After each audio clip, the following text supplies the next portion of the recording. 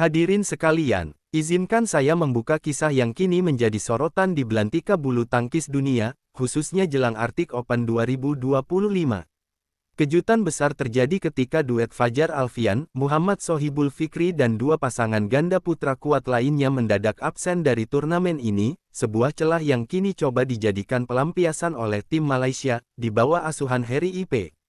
Kehadiran Fajar Fikri selama ini menjadi bayang-bayang yang menghantui lawan, termasuk tim Malaysia.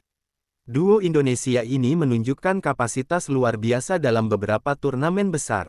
Mereka baru saja merebut gelar China Open 2025 dengan gaya permainan agresif di depan net dan mampu meredam agresivitas Aaron Chia So Woo-yik. Ketiadaan mereka di Arctic Open tentu menciptakan dinamika baru. Absennya musuh paling ditakuti membuka ruang bagi wakil Malaysia untuk bermain tanpa tekanan, bayangan besar, yang selama ini harus mereka hadapi. Harry Ipe, pelatih nasional Malaysia, menyambut situasi ini dengan optimisme. Menurutnya, absennya para lawan berat menjadikan Chia So memiliki kewajiban untuk juara. Meski situasi tampak menguntungkan, beban mental akan semakin berat. Tidak ada lagi kambing hitam, tidak ada lagi alasan lawan terlalu kuat. Kini, ekspektasi tertumpu penuh pada Chia So dan pasangan Malaysia lainnya untuk memaksimalkan peluang. Chia So sendiri tengah dalam fase sulit. Mereka mengalami penurunan performa dalam beberapa turnamen terakhir. Harry Ipe percaya mereka bisa segera merespons dan menemukan kembali ritme terbaiknya di Arctic Open. Di sisi lain, pasangan Malaysia lainnya ikut mendadak naik daun karena kondisi ini. Goses Fei Nur Izzuddin, yang menjadi salah satu wakil Malaysia di ganda putra, kini punya kesempatan lebih besar untuk menyodok ke fase lanjut. Tak lupa, Men Wei Chong, Ti Kai Wun serta Chong Hon Jian, Muhammad Haikal juga akan ikut berjuang. Mereka bisa menjadi dark horse yang mengejutkan, terutama jika mereka berada dalam kondisi mental stabil dan tanpa beban.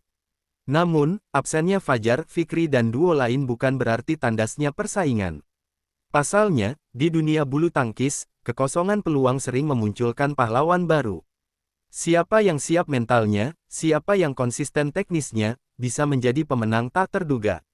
Arctic Open 2025 sendiri adalah turnamen bertajuk Super 500, berlangsung sejak 7 hingga tanggal 12 Oktober di Vantaa, Finlandia.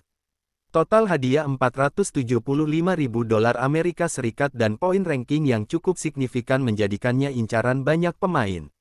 Turnamen ini telah memasuki kalender BWF World Tour dan merupakan ajang penting untuk mengumpulkan poin menjelang event-event besar lainnya.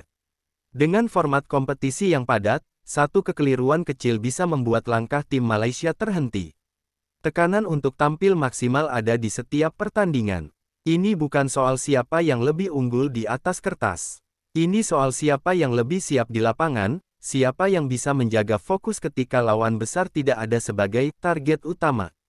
Chia So memiliki modal sebagai juara dunia dan pengalaman di level tertinggi. Namun, mereka harus membuktikan kalau prestasi masa lalu tak menjamin kemenangan hari ini.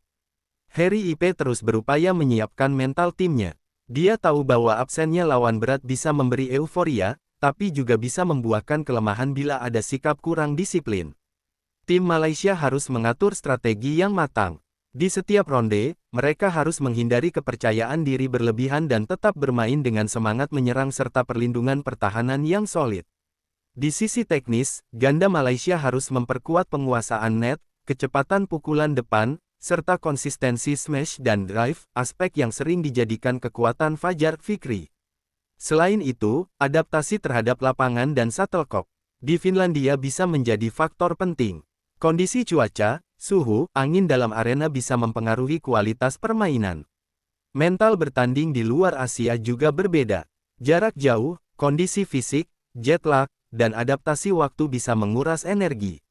Tim Malaysia harus menyiapkan pemulihan dengan baik. Tim Malaysia mesti disiplin dalam recovery, menjaga asupan nutrisi, dan mengatur waktu latihan serta istirahat agar tetap optimal. Momen absennya lawan besar bisa menjadi titik balik bagi Malaysia. Namun, jika gagal memanfaatkannya, maka kritik dan tekanan akan langsung tertuju ke tim pelatih dan pemain. Chia So, sebagai duet andalan, tentu menjadi sorotan utama. Bila mereka mampu mencapai final dan meraih gelar, itu akan menjadi jawaban spektakuler terhadap keraguan yang ada.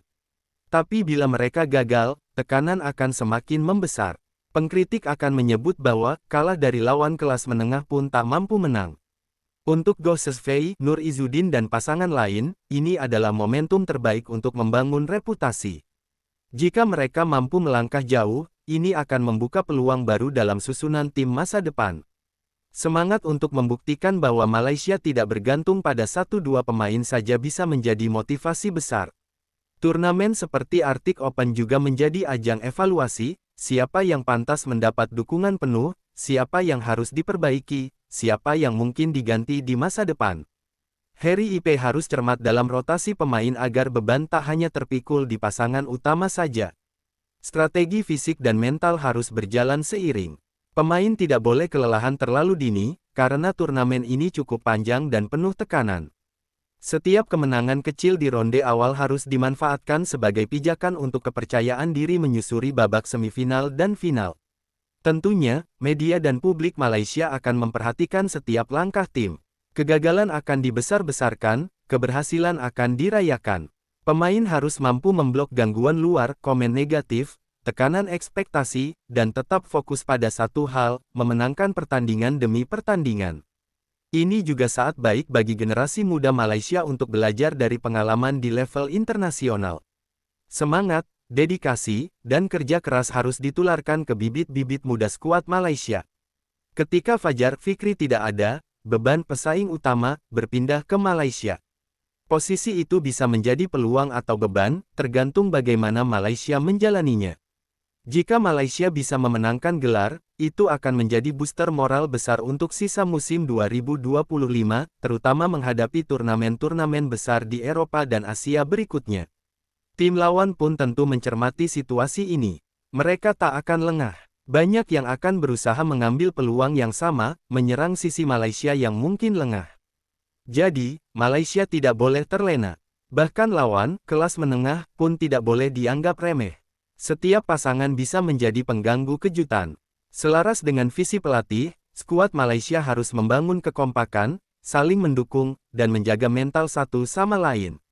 Atmosfer turnamen akan semakin panas, terutama ketika Chia Soh bertemu lawan tangguh di semifinal atau final.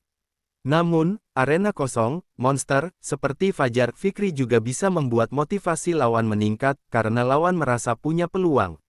Malaysia harus siap menghadapi tim yang lapar.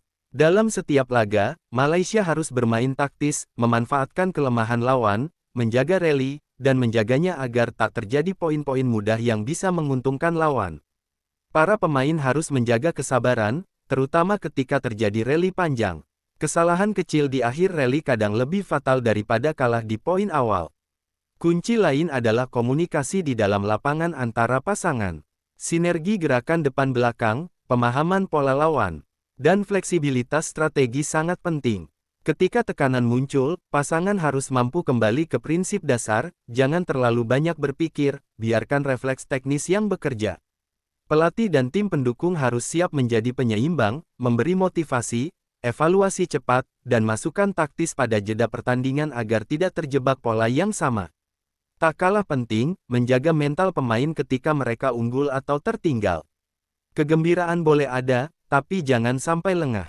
Rasa kecewa boleh muncul, tapi jangan sampai patah arang.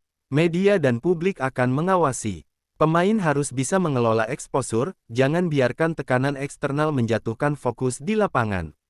Jika Malaysia berhasil merebut gelar di Arctic Open, itu bisa menjadi bukti bahwa tim bukan hanya menanti kesalahan lawan, tapi benar-benar punya kekuatan sendiri.